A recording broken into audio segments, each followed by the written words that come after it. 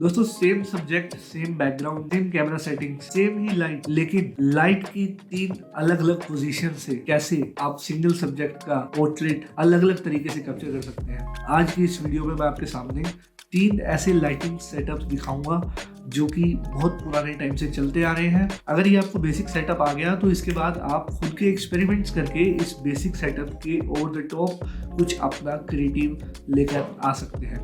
लेकिन ये basic 3 setups हमेशा रहेंगे और आपके पोर्ट्रेट को, एक आपके सब्जेक्ट के फेस को अच्छी लुक देंगे। तो दोस्तों हम लोग इस वक्त हैं सेट अ लाइट सॉफ्टवेयर के अंदर। एक फोटोग्राफी सिमुलेटर है, लाइटिंग सिमुलेटर है और इसमें हम सब कुछ कर सकते हैं। इसके ऊपर मैं डिटेल में वीडियो बाद में बनाऊंगा। तो जो सबसे पहले मैं आपको लाइटिंग दिखाने वाला हूँ वो है रेम्ब्रांड लाइटिंग।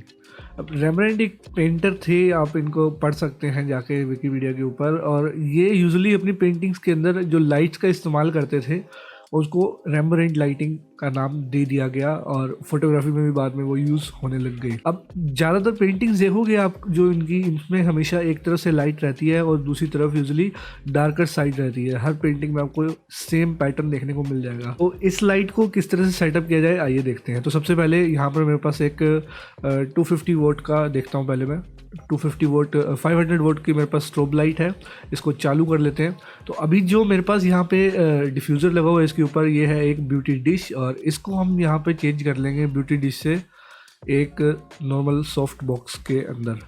तो यहाँ पर मैं 60 बाय 60 का एक सॉफ्ट बॉक्स लगा लेता हूँ। आप बड़ा भी लगा सकते हैं। लाइट का सिंपल सा रूल होता है दोस्तों कि जितना बड़ा लाइट सोर्स होगा जो लाइट है उतनी ही ज़्यादा सॉफ्ट होगी। तो जितनी ज़्यादा आपको लाइट सॉफ्ट चाहिए आप उतना बड़ा लाइट सोर्स इसके ऊपर लगा सकते हैं। तो मान लो मैं अभी 60 बाय 90 का एक डिफ्यूज़र लगा लेता हूँ सॉफ्ट बॉक्स इसके ऊपर। और इसकी जो पावर है फ़िलहाल के लिए इसको मैं बिल्कुल कम कर देता हूँ। और सबसे पहले लाइट सेटिंग की बात करते हैं। तो लाइट आपको कहाँ सेट करनी है, कुछ इस तरह से। आपको टॉप व्यू में यहाँ पे आपको दिखाई दे रहा होगा कि लाइट किस तरह से हो रही है। थोड़ी सी पावर बढ़ाता हूँ यहाँ से मैं। तो लाइट आपको कुछ इस तरह से सेट करनी है कि जो आपके सब्जेक्ट का राइट साइड है जहाँ पर अभी शैडो आ रही है उस साइड पर एक ट्रायंगल बनना चाहिए। अभी कोई भी ट्रायंगल आपको नहीं दिख रहा है, लेकिन जैसे जैसे मैं लाइट को पास लेके जाऊँगा और यहाँ पर आपको एक ट्रायंगल दिखना चालू हो गया छोटा सा। तो जैसा आप अभी देख सकते हैं एक ट्रायंगल आपको यहाँ पे साइड में दिख रहा है। और इस ट्रायंगल को कितना बड़ा या कितना छोटा करना है इसको आप खुद से डिसाइड कर सकते हैं लाइट को आगे या पीछे मूव करके। लाइट का जो हेड रहेगा वो हमेशा 45 डिग्री के एंगल पे रहेगा। यहाँ पे जैसे 44.47 हो रखा है तो इसको एग्जैक्ट 45 आप कर सकते हैं। आप इसको इस तरह से देख सकते हैं कि कैमरे के आप चारों तरफ एक सेमी सर्कल बना लीजिए, डी बना लीजिए और ऑलमोस्ट 45 डिग्री एंगल पे रखिए कैमरे से राइट में या फिर लेफ्ट में। 45 डिग्री एंगल पे आप रख सकते हैं इसको। और उसके बाद में जो इसका हेड है वो भी टिल्ट डाउन करके 45 डिग्री एंगल पे ही रहेगा। और यूजुअली जो हेड है वो शोल्डर के ऊपर ही टच करना चाहिए। जैसे अभी आप देख पा रहे हैं जो बल्ब सेंटर होता है वो शोल्डर के ऊपर टच करना चाहिए ताकि जो सारी की सारी हार्श इंटेंसिटी है लाइट की वो शोल्डर के ऊपर गिरे और एक स्मूथ सा फॉल ऑफ हमें फेस के ऊपर नजर आए। अगर आप फेस के ऊपर लाइट को रखेंगे तो सारी जो हार्ड इंटेंसिटी है वो फेस के ऊपर रहेगी और लाइट जो है ज़्यादा ड्रामेटिक लगेगी, ज़्यादा शेडोज़ को कवर करेगी। वहीं पर आप अगर इसको रखते हैं यहाँ पर शोल्डर के ऊपर तो ट्रायंगल भी हमारा रेम्ब्रांड लाइट के लिए परफेक्ट बन रहा है यहाँ पर लेफ्ट साइड में। और जो हमारा सब्जेक्ट का फेस है वो भी अच्छे से लीट हो रहा है। अब मैं इंटेंसिटी बढ़ा सकता हूँ थोड़ी लाइट की, आपको और अच्छे से सब्जेक्ट का फेस देखने को मिल जाएगा। और उसके बाद आपको कुछ इस तरह से फाइनल शॉट देखने को मिलेगा। इसको हम फिर से रेंडर कर देते हैं और एक ब्यूटीफुल शॉट आपको यहाँ पे रेम्ब्रांड लाइट का देखने को मिलेगा। तो दूसरे नंबर पे आप पोर्ट्रेट्स के अंदर इस्तेमाल कर सकते हैं स्प्लिट लाइटिंग का। अब स्प्लिट लाइटिंग का मतलब है कि आपका फेस को 2 इक्वल पार्ट्स में डिवाइड कर देना, जिसमें एक पार्ट रहेगा लाइट के अंदर और दूसरा पार्ट रहेगा शैडो के अंदर।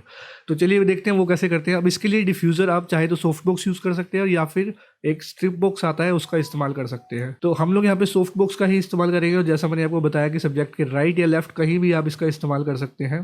तो हम लोग यहाँ पे सब्जेक्ट के लेफ्ट में ही जाएंगे और इस टाइम पर आपको क्या करना है, सब्जेक्ट के ठीक लेफ्ट में रख के और इसकी हाइट को कम करना है और थोड़ा सा एंगल करना है फेस की तरफ और इसको आगे या पीछे की तरफ मूव करके आप देख सकते हैं जब जो आपका सब्जेक्ट का फेस है वो प्रॉपरली लीट हो जाए। तो यहाँ पर हमें एक स्प्लिट लाइटिंग देखने को मिल गई, क्योंकि सब्जेक्ट का जो फेस है वो हाफ शेडो में है और हाफ जो है लाइट के अंदर है।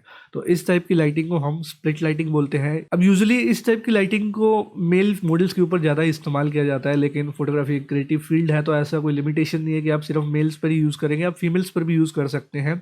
और इसमें सिंगल लाइट का ही इस्तेमाल होता है। और स्प्लिट लाइटिंग में आप राइट या लेफ्ट में लाइट को लगाकर और ड्रामेटिक लुक देख सकते हैं अपने मॉडल के अंदर। यहाँ पे एक और फोटो कैप्चर करके देखते हैं और आपका जो रिजल्ट है वो कुछ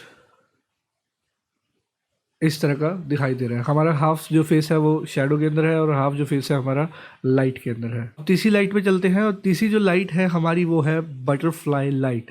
अब बटरफ्लाई लाइट यूज़ होती है यूजुअली ब्यूटी शॉट्स के लिए। आपको मेकअप का शॉट कैप्चर करना है। बटरफ्लाई लाइटिंग ज़्यादा अच्छी लगती है फीमेल मॉडल्स के ऊपर, बट अगेन ऐसी कोई लिमिटेशंस नहीं है, आप मेल मॉडल के ऊपर ट्राई करके देख सकते हैं। तो बटरफ्लाई लाइटिंग के लिए क्या करना है आपको, सबसे पहले तो हम लोग डिफ्यूज़र चेंज करेंगे। यहाँ पर हम लोग लगाएंगे एक ब्यूटी डिश। ब्यूटी डिश जैसा आप नाम से ही देख सकते हैं कि ये ब्यूटी शॉट्स के लिए ज़्यादातर इस्तेमाल होती होगी। तो लाइट जब ट्रैवल करती है ब्यूटी डिश में तो ये चारों तरफ से रैप होकर हमारे सब्जेक्ट के ऊपर पड़ती है और सब्जेक्ट के ऊपर जो लाइट का फॉलो अप है वो बहुत ज़्यादा स्मूथ ट्रांजिशन हमें देखने को मिलता है। तो बटरफ्लाई लाइटिंग के लिए क्या करना है आपको, लाइट और कैमरा को एक ही जगह पर रखना है। जैसे मैंने यहाँ पर रख दिया है लाइट को भी और कैमरा को भी, और लाइट की जो हाइट है वो सब्जेक्ट से ऊपर रहेगी और सब्जेक्ट की तरफ फेस करके लाइट को और एकदम आपको नोज़ की तरफ पॉइंट आउट करना है। थोड़ा सा यहाँ से मैं इंटेंसिटी बढ़ाऊंगा लाइट की और लाइट को हल्का सा मूव करूँगा ताकि एकदम कैमरा और लाइट जो है अलाइन हो जाए एक साथ। और अगर आप आगे लेके जाओगे लाइट को तो क्या जो स्टैंड है वो कैमरा में दिखने के चांसेस हैं।